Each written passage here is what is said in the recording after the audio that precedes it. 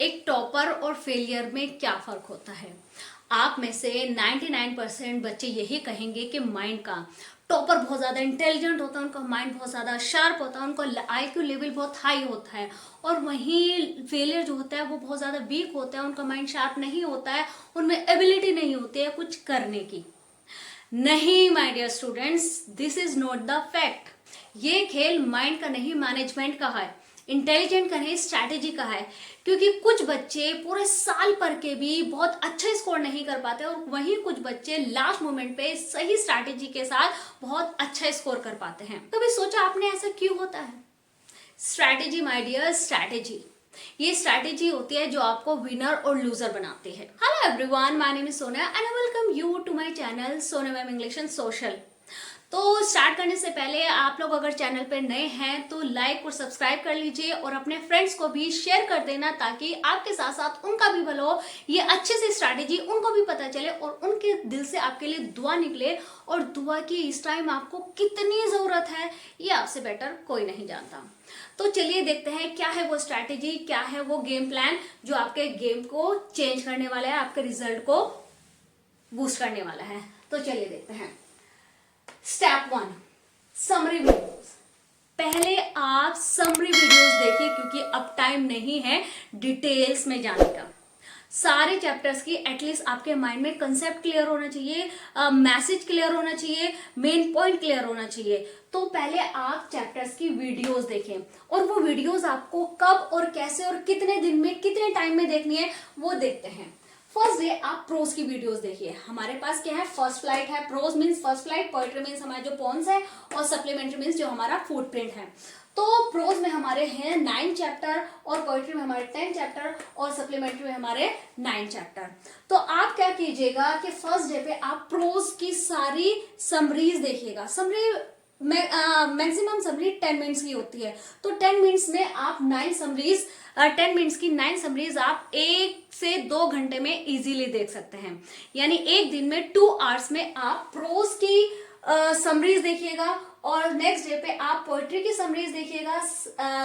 Third day पे आप 9 chapter की समरी देखिएगा फुटप्रिंट की। राइट, इस तरह आपके 3 डेज में आपका सिलेबस कंप्लीट हो जाएगा। समरी से आपका मेन पॉइंट क्लियर हो जाएगा कि चैप्टर में पोएट, ऑथर और पोम्स में पोएट कहना क्या चाह रहा है। क्योंकि जो क्वेश्चंस आते हैं वो आपके अंडरस्टैंडिंग बेस आते हैं कि आपको एक सिचुएशन दे दी जाती है और आपका आंसर पूछा जाता है। डायरेक्ट क्वेश्चन पेपर आपके बुक से उठाकर नहीं आ जाते हैं। क्यों? क्योंकि ये बोर्ड है। बोर्ड आपको जज कर रहा है, आपके माइंड को जज कर रहा है। तो वहां चैप्टर का मेन पॉइंट आपको क्लियर होना चाहिए। उसके बाद आती है, फिर उसके बाद आप उस चैप्टर की उस समरी की पॉइंट्स बनाएं।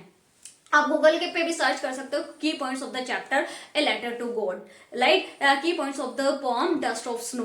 वहां की पॉइंट्स आपके निकल कर आ जाएंगे। उन की पॉइंट्स को आप अपने एक अदर नोटबुक बना लेना, उन की पॉइंट्स को लिखना और एग्जामिनेशन में वो की पॉइंट्स अगर आप लिख कर लाते हैं तो इससे एग्जामिनर पे एक अच्छा इंप्रेशन पड़ता है। उसे लगता है कि बच्चे ने चैप्टर पढ़ा है। तो ए लेटर टू गॉड, ये सारे चैप्टर्स के आप की पॉइंट्स अंडरलाइन करना और उनको सिर्फ अंडरलाइन करके रखना नहीं है, वो एग्जामिनेशन में यूज जरूर करना है। इससे आपका स्कोर हाई होता है। राइट, एग्जामिनेशन पॉइंट में आपकी एक अच्छी इमेज बनती है और अगर आपकी अच्छी इमेज बन जाती है तो आपको मार्क्स लेने से कोई नहीं रोक सकता। क्योंकि इमेज ही होती है आपके कंपोजिंग, आपके एग्जामिनर के माइंड में एक इमेज डालती है। इमेज अच्छी बनेगी तो अच्छे मार्क्स बनेंगे, वरना अच्छे मार्क्स नहीं मिलेंगे। Close your eyes and summarise. Chapter पढ़ने के बाद आइज क्लोज कीजिए और उस चैप्टर को अपने माइंड में समराइज कीजिए क्योंकि बुक्स आपके साथ एग्जाम्स में नहीं जाएंगी। राइट, उसके बाद क्या करना है, आपने चैप्टर माइंड में सेट हो गया। उसके बाद आप क्वेश्चन रीड करना, गूगल के सारे क्वेश्चन रीड कर लेना। आपकी बुक में जितने सारे क्वेश्चन होंगे याद रखना, सिर्फ क्वेश्चन रीड करना है। क्वेश्चन रीड करो, close your eyes and give your answer. Right, अपने आंसर के बाद अब बुक का आंसर रीड कीजिए। अगर बुक का आंसर और आपका आंसर में सिमिलैरिटीज है तो इट मीन्स आप सही डायरेक्शन में जा रहे हो। ध्यान रहे, ये जो चीज मैं बता रही हूँ ये एक्सपीरियंस है और ऐसे बच्चे बहुत अच्छा, मेरे बच्चे 99 स्कोर कर पाए हैं यही स्ट्रैटेजी लगा कर। Right, read question and give answer. बस क्वेश्चन पढ़ो और आंसर दो, क्वेश्चन पढ़ो और आंसर दो। पहले बुक का आंसर मत दो, क्योंकि उससे आपकी एबिलिटी नहीं बढ़ेगी। बुक का आंसर, बुक का क्वेश्चन पढ़ो, आइज क्लोज करो, अपना आंसर दो, और अपने आप को जजमेंट आप वहीं के वहीं कर पाओगे। अगर आपका आंसर और बुक का आंसर सेम हो गया तो इट मीन्स आपने जीत लिया।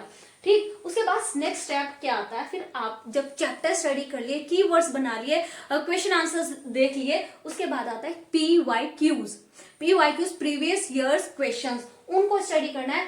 अब क्या बात आता है, फर्स्ट डे, ये थर्ड डेज, ये स्ट्रैटेजी करने के बाद ये वाला स्टेप पे आना है। ये ना हो कि पहले चैप्टर पढ़ लिया फिर उसके क्वेश्चंस कर दिए, उसी के बाद जस्ट PYQs कर दिए। नहीं, पहले पूरा सिलेबस कंप्लीट करना है 3 डेज में, उसके बाद 6th डे पे ये आना है। ठीक है, उसके बाद अगर आप करेंगे तो उससे एक और जजमेंट होगा कि 3 दिन बाद वो चैप्टर आपके माइंड में कितना है, एक दोबारा रिवीजन हो जाएगा। PYQs, फर्स्ट डे पे आप प्रोज के PYQs करेंगे, सेकंड डे पे पोएट्री के करेंगे, और थर्ड डे पे आप सप्लीमेंट्री के करेंगे। ये भी आपका 3 डेज में कंप्लीट हो जाएगा। ये मैं ऐसा क्यों कह रही हूँ कि पहले ये करना, ये कंप्लीट करना, फिर ये करना है। 3 दिन के बाद एक और रिवीजन होगा PYQs के फॉर्म में, उससे चीजें आपके माइंड में और लॉक्ड हो जाएगी। यहाँ चीजें आपके माइंड में टेम्पररी मेमोरी में जाएंगी। PYQs करने के बाद और वो आइज क्लोज करने वाली एक्टिविटी के बाद आपकी परमानेंट मेमोरी में चैप्टर्स लॉक्ड हो जाएंगे।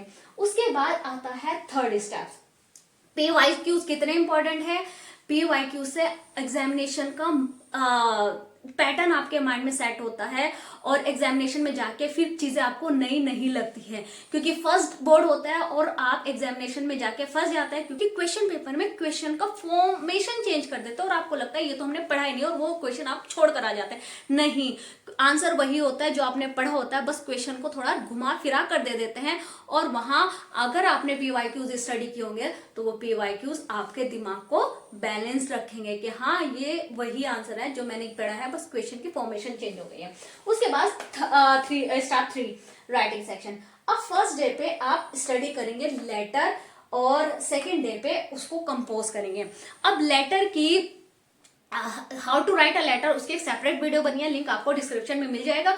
और हाँ, कमेंट सेक्शन में लिख देना, अगर मैं लिंक देना भूल जाती हूँ तो कमेंट सेक्शन में लिख देना, क्योंकि इस टाइम इतनी सारी वीडियोस बनानी होती है कि थोड़ी चीजें माइंड से निकल जाती है। तो कमेंट सेक्शन में जरूर लिखेगा। फर्स्ट डे आप लेटर लिखे, और लेटर लिखने का बहुत इजी तरीका होता है। एक दिन में अगर आपने 2-4 घंटे लेटर को स्टडी कर लिया, सबसे पहले क्या होता है, लेटर को 10-15 लेटर्स पढ़ लीजिए, फॉर्मेशन सेट हो जाएगा। एक वीडियो मेरी देख लेना, उससे लेटर में आपकी कमांड आ जाएगी।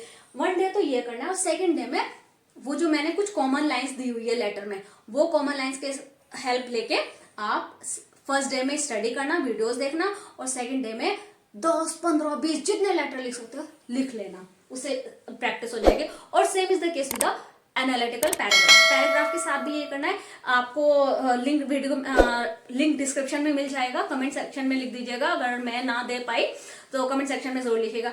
तो इसी तरह आपने एक दिन पैराग्राफ की वीडियो देखनी है कि कैसे लिखा जाता है, और एक दिन पूरा स्टडी करना है, वीडियो भी देखना है, उसको स्टडी भी करना है, और एक दिन पूरा दिन उसको प्रैक्टिस करना है। यहाँ आपकी कमांड आ जाएगी राइटिंग सेक्शन में भी। उसके बाद आता है, ये हमारी एक्टिविटी कंप्लीट हुई 4 डेज में। अब स्टडी हमने किया 3 डेज में, यहाँ PYQs करें हमने 3 डेज में, राइटिंग सेक्शन हमने कंप्लीट किया 4 डेज में। उसके बाद आता है स्टेप 4 ग्रामर। ग्रामर में हमारे 5 पॉइंट्स हैं। आप 5 पॉइंट्स की कोई 1 शॉट वीडियो देख लेना, लिंक मैं आपको दे दूंगी। फर्स्ट डे आप सारी वीडियोस देखना, बहुत ज्यादा टेंशन लेने की ग्रामर की जरूरत नहीं है, सिर्फ 10 मार्क्स की आती है, और छोटी छोटी वीडियोस देख के भी, 1 शॉट देख के भी आप इजीली सेट कर पाएंगे। और वीडियो जस्ट 1 टाइम देखनी है, उसके बाद कितनी प्रैक्टिस करनी है, 1 डे पर पूरे सैंपल पेपर उठाना और उस सैंपल पेपर के सारे ग्रामर सेक्शन कंप्लीट कर देना। देखना एक दिन में ही आपकी परफेक्शन आएगी। देखो, everything is possible if you decide. लग रहा है कि पॉसिबल नहीं है, हाँ नहीं है, बट अगर सही तरीके से किया जाए तो पॉसिबल है। तो ये आपका कंप्लीट हो जाता है टोटल 12 डेज में। 3 डेज में हमने सिलेबस कंप्लीट किया, 3 डेज में हमने PYQs किए, 4 डेज में हमने राइटिंग सेक्शन किया, और 2 डेज में हमने ग्रामर सेक्शन किया। ये टोटल 12 डेज में कंप्लीट हो जाता है। इसके बाद चीजें फिनिश नहीं हुई, इसके बाद अब हमने अपना रिजल्ट देखना है, अपने आप को जज करना है कि हमने ये सारी स्टडी की है तो इसमें हम स्टैंड कहाँ करते हैं, वो आपको पता चलेगा सैंपल पेपर से। सैंपल पेपर आप 10 सैंपल पेपर तो आपने सोल्व कर रहे ही हैं। अब 5 सैंपल पेपर सोल्व करना, उसमें कोशिश करना आप टाइम के अकॉर्डिंग काम कर पाओ, टाइमर लगा के करना। फर्स्ट क्वेश्चन पेपर में टाइम सेट नहीं होगा, ध्यान रखना, थोड़ा पेशेंस रखना, थोड़ा सब्र रखना।